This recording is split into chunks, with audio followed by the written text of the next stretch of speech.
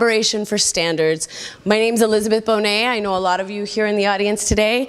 I'm a physician assistant. I worked at Mount Sinai for 10 years in minimally invasive spine surgery, where the last year I was there, I kind of caught the regenerative medicine bug by beginning to implement the use of PRP, stem cells via adipose and bone marrow for the treatment of orthopedic and spine procedures.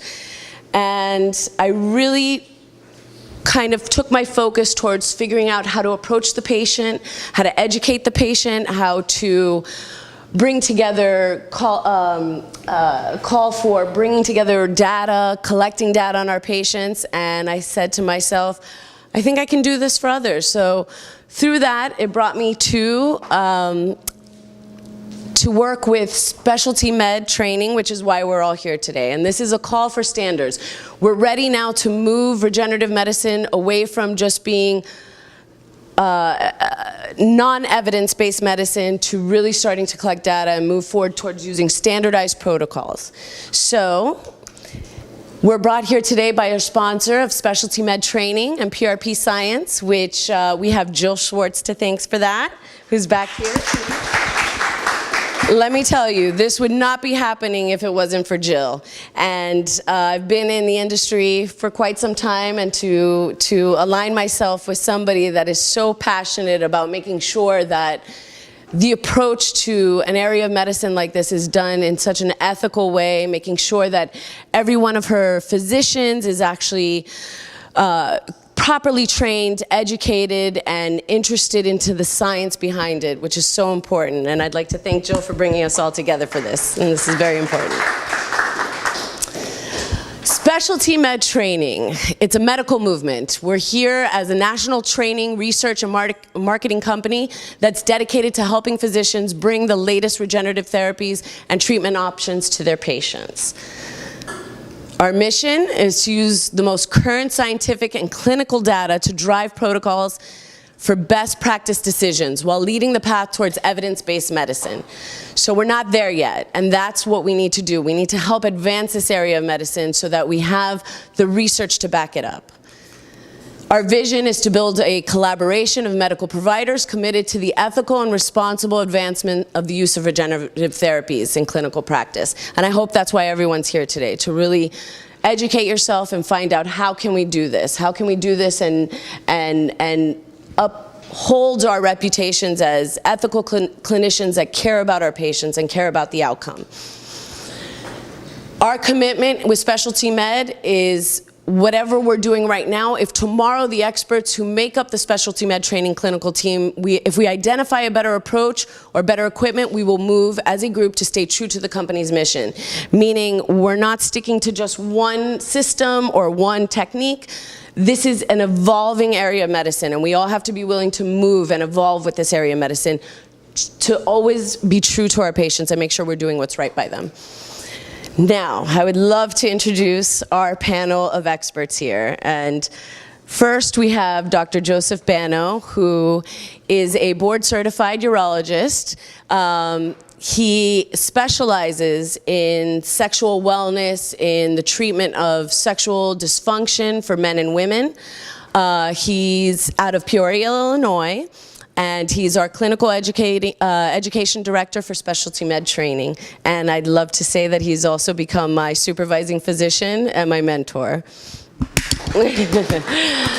So a little bit about Dr. Bano. What he's done, which I am so grateful to be a part of learning his technique, he's developed a protocol which combines shockwave therapy as well as PRP treatment for the treatment of sexual dysfunction, for erectile dysfunction, Peyronie's disease for men, and for women, urinary incontinence, stress incontinence, anorgasmia, decreased sexual desire, as well as painful sexual intercourse.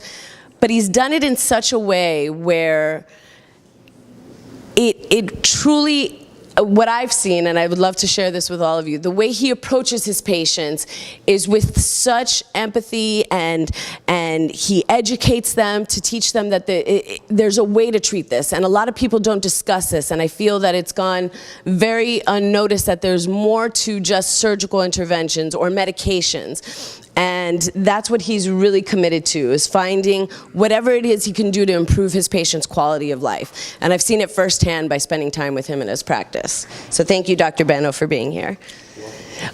Oops, sorry. Dr. Peter Everts is next on my list, who I like to call the godfather of PRP. And I say he literally wrote the book on PRP. So those that say there's no literature, there's no research to support autologous biologics, it's not true. There's lots of literature. Is there a lot of good literature? Yes, but there's also a lot of bad literature.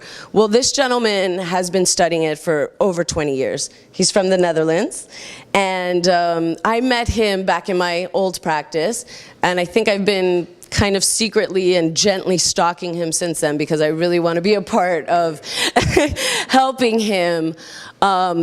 We want to bring to any doctor that wants to incorporate this into their practice the need to feel like they have an obligation to collect the patient's data.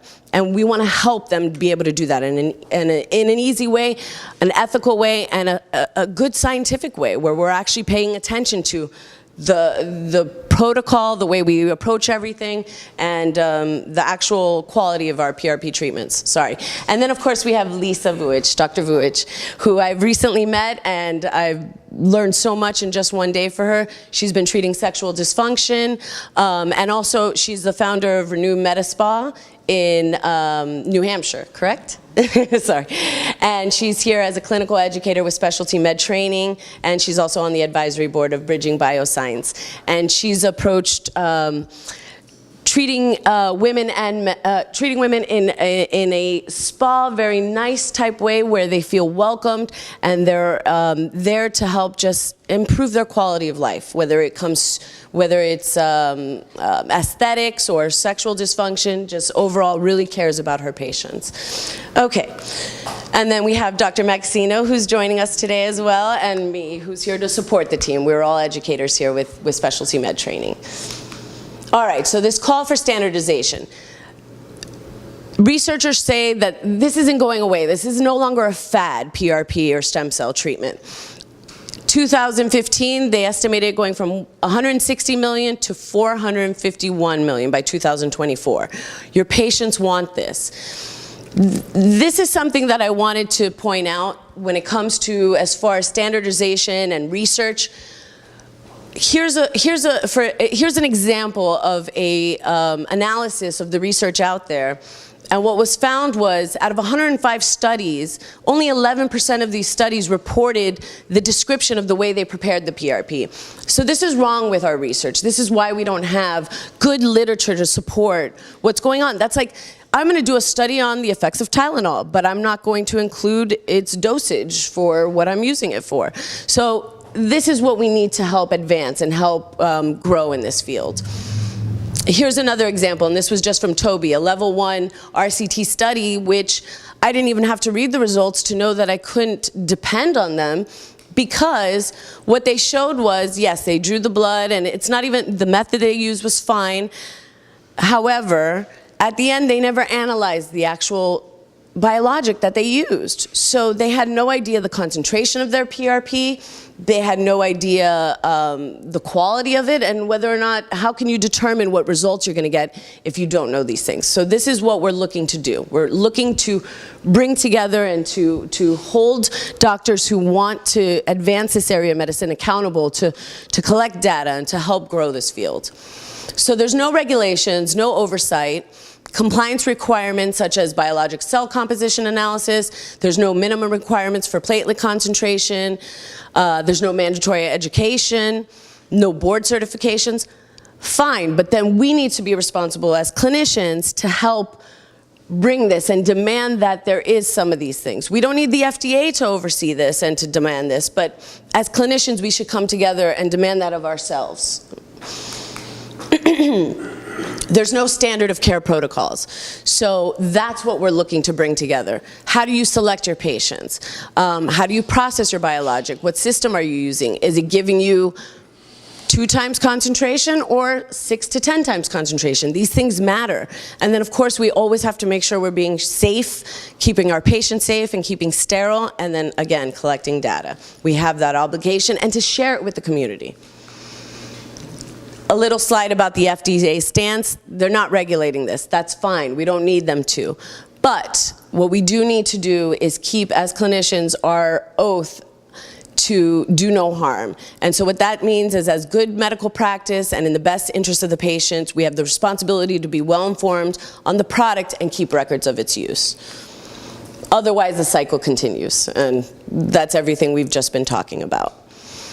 So join us, please. So the consumers are driving this demand. Patients want this.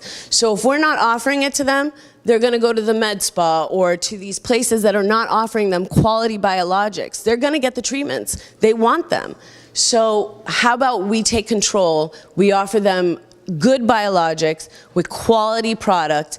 We educate them, and we collect data, and we move this forward towards evidence-based medicine.